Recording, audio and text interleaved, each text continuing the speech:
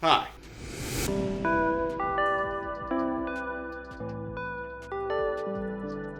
Alex Kessler here, and today we are talking about my Nahiri the Harbinger Commander deck. Nahiri the Harbinger is a red-white planeswalker, and I am using it as the commander of this deck, and yes, it does not have the text, you may play this card as your commander.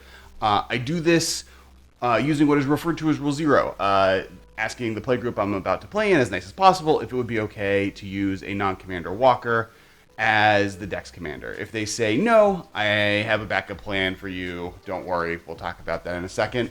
The card has 3 abilities. Nahiri has the ability to +1 or +2 that lets you discard a card to draw a card. That is going to be the ability to use 99% of the time. She has a -2 that lets you exile an enchantment, tapped creature or tapped artifact, and that, utility once in a while that does become super relevant. And then an ultimate ability that lets you sneak a big noodly space monster into play to mess with that one immortal friend of yours that locked you into a moon shard for thousands of years. You know what you did, Soren. I made this deck because Nahiri is one of my favorite characters. And also because I just love the ideals of red-white, the rebellion against evil, the vigilantism, the revenge of the character that was told over multiple sets and Commander products, culminating in probably one of the best set finales or long-term story finales in Magic. Sorry, Nicol Bolas, War of the Spark did you dirty. I was also motivated by the fact that red-white doesn't have the most variety of playstyles available in Commanders. Most of them are about attacking, and so I wanted to try something different, a little bit more control-y, and taking advantage of stuff that's in red and white's color pie, but doesn't really get seen or supported from a Commander perspective yet. And so I wanted to use Nahiri, a character that I love, to see if I can accomplish something. Lastly, in true Nahiri fashion, I made it in rebellion of the idea that I'm not allowed to play with Commanders in the command zone. I think that this deck and card feel like the purest representation of that dislike of that arrangement, and lets you, kind of is showing off like, hey, this is something that's possible. Hashtag let commanders be planeswalkers. In many ways, the deck is a sneak attack or white-based reanimator strategy, and the majority of the time, Nahiri is meant to be a discard outlet, with some removal that can also eventually summon an Eldrazi, Angel, or other big angry utility creature. It plays cards like Karmic Guide, Miraculous Recovery, Loyal Retainers, and Marshal's Anthem to get creatures into play from your graveyard, and include effects like Ilharg, Through the Breach, and Sneak Attack to get them from your hand directly into play. Worst case, the deck is playing a pretty robust ramp suite in case you just want to start casting Eldrazi to get those sweet cast triggers. Putting into play angels like Gisela, Blade of Gold Knight, Angel of Serenity, and Bruna the Fading Light, not to mention pulling off a Bruzilla on occasion. Utility creatures like Wormcoil Engine for life gain, Inferno Titan for damage, and Dragon Mage for card draw.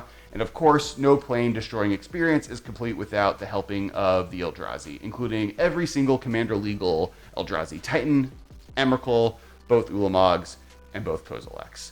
As far as general utility, beyond the ramp spells, the deck also runs a selection of removal, including Ugin the Ineffable, Peacekeeper, and the combo of Swords to Plowshares and Path to Exile. The last 2 card categories the deck runs are discard tribal cards like Anger, Ox of Agnos, and Squeed Goblin Nabob to accompany Nahiri's +1. Since you're able to discard pretty consistently, you get to take advantage of that. And then the Gotta Go Fast selection of cards, which includes the cards like Urabrask, Combat Celebrant, and the deck's backup commander in case of the Rule 0 rejection, Aurelia the War Leader.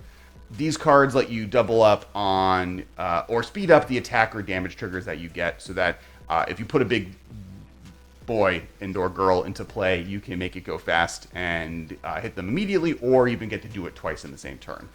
Speaking of Aurelia, I'm aware that not every table is going to allow you to rebel, and/or some people just don't want to and just want to play within the rules of Magic, and this deck is really sweet, and I want to make sure people can try this out. If you're interested in the deck, Aurelia is currently the best option as far as creature commanders go.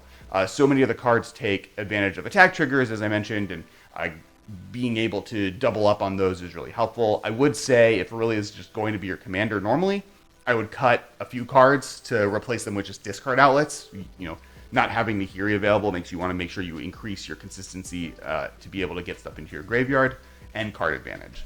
The cards I would cut are Squee, Hanawire Garrison, Combat Celebrant, Urbrast, Peacekeeper, and Surprise Deployment. A lot of them are just redundant with what Nahiri is doing, and maybe you can obviously dictate this a little bit different, but these are kind of cards that are either more on flavor to be there, or just kind of are redundant with what you would be doing with Aurelia. And then cards I would make sure to add: Faithless Looting, Merchant of the Veil, Sarkon the Fireblooded, Seasoned Pyromancer, Daretti Scrapper Savant, and Neheb, War of the Spark Neheb. I forgot there's 3 of these. I love this deck. I love the vibe. It's a blast to play. There is a really fun puzzle of just stacking these giant game-winning threats and surviving long enough to take advantage of them. It does something different than you really see out of red-white decks most of the time. It takes advantage of a space in Boros that is absolutely there, absolutely supported by the cards, but isn't really supported by the different available commanders. And so it does something a little bit different and is really, really fun. And honestly, if they just printed a legendary creature that let you discard a card to draw a card, and that was its only ability, it would maybe even be better than necessarily Nahiri is currently. But is some random creature ever going to be as cool as Nahiri? And that's kind of one of the reasons I wanted Planeswalkers as commanders to be a thing. So many of them have these unique play styles that are currently unsupported in creature form. Nahiri Reanimator, Tamiyo Self-Mill, Chandra Tribal, Kaya, Blink. And there's a ton of different strategies that these walkers could open up and would allow players to play with their favorite characters that, like it or not, are the official face of Magic. And the original intent of Commander, invented way before the card type existed, was to allow you to play with these commanders, play with these characters, and feel like you're representing them within the game. Obviously, there's going to be some problematic commanders, such as Oko and Narset, at part of the Veils, but I think these cards are on the edge of being okay to be in the format anyways, and could easily be allowed at first and then removed if proven to be an issue. And they're kind of unfun. Like, neither of those cards are fun. Stop playing Oko and Narset, hashtag in Commander. And then there's kind of some of the cards that, normally people are worried about getting banned, Doubling Season being the number one example. And in testing and playing with these cards, I've never found that to be an issue. I've played with games with Doubling Season, and it's a slow enchantment that, if you're playing a commander like Bant Tamiyo, for instance, that is telegraphing that this is part of your strategy, people are going to come after you the way that they go after Jeskai Narset, the creature card decks, or Arkham Dagsum decks, or 6-mana Teferi decks, where these are decks that, like, people already know are powerful. They'll go, like, the social contract of Commander really balances that out.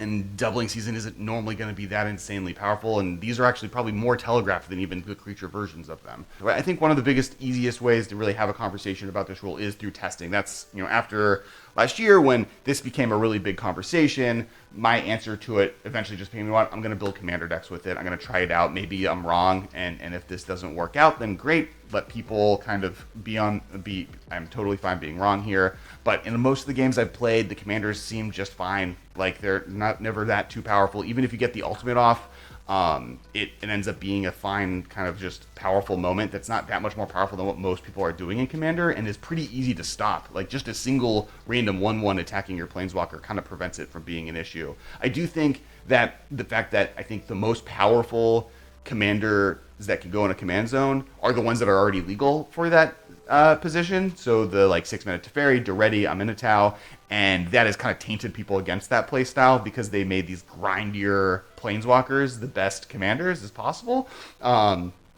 versus kind of ones that would go to an ultimate that would be a little bit more fun.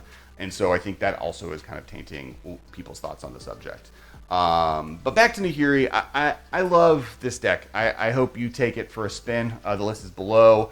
And would love to hear your feedback. Cards that you don't work, cards you think could be better or added to the deck. And if you want to try playing with Commander Walkers, I definitely recommend talking to your play group, having a conversation to make sure they're okay with it ahead of time, and getting permission to play, and being able to rebel. I know I joked about that being the forefront, but you should definitely talk to the people you're playing with. And it's fun, and I would love to get your data. I'd love to hear your stories on, did this work? Was Bant Tamiyo with Doubling Season broken? Did Tezzeret just win on turn 5 automatically and end up being unfun? And yeah, please let me know in the comments below. And then thanks so much for watching. Let me know what deck you want to see next. I have an All-Foil Giest deck. I have a Chandra Walker deck. I have a Tamiyo Self-Mill deck I mentioned. I have Malfegor, Artificer. I can put a list also below, kind of all the different commander decks I have. And please subscribe and share this video with friends. Let me know what you think. I would love to do more of these videos, and if you like them, I can keep doing it. And make sure to follow me on Twitter, Twitch, all of the internet things. I'm at Kess Wiley everywhere. KessWylie. And thanks so much, and we'll talk to you guys next week on the Masters of Modern podcast.